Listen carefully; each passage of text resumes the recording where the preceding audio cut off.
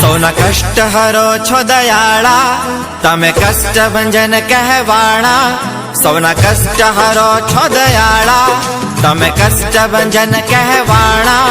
હે હનુમાન. રોકો રોકો રોકો, અહીંયા રાખી દો.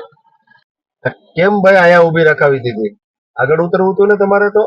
એમાં જો ઉતરવાનું તો આગળ જ હતું, પણ એમાં શું છે કે અહીંયા મારા કાકાના છોકરાને રૂમ રાખીને રહી છે, તો હું એને પેલા તપાસ કરીશ કે એ ભણવા જાય કે અહીં શું કરે.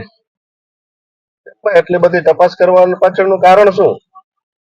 કેમ તપાસ કરશો એટલે શું તપાસ કરશો ભાઈ તમે? એમાં એવું છે કે હું હજી પાનની દુકાન છે ને અહીંયા માવાની ને ત્યાં બેસી, ત્યાં બધી પૂછી દુકાન વાળા ભાઈને કે ભાઈ અહીંયા છોકરા આવે પાન બાવા ખાવા કે ભણવા જાય કે શું કરે છે. એ ગામડેથી જે લોકો ભણવા આવે ને એ વ્યસનો સડી જતા હોય અને ભણવામાં ધ્યાન નથી દેતા.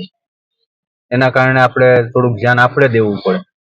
સાચી વાત છે તમારી હો ભાઈ. આજે માતા પિતા છે એ બાળકોને પેટે પાટા બાંધીને ભણવા માટે મૂકે છે શહેરોમાં, અને શું થાય છે કે ધ્યાન ન આપવાને કારણે બાળકો છે આડી લતે ચડી જાય છે ને ભણી શકતા નથી.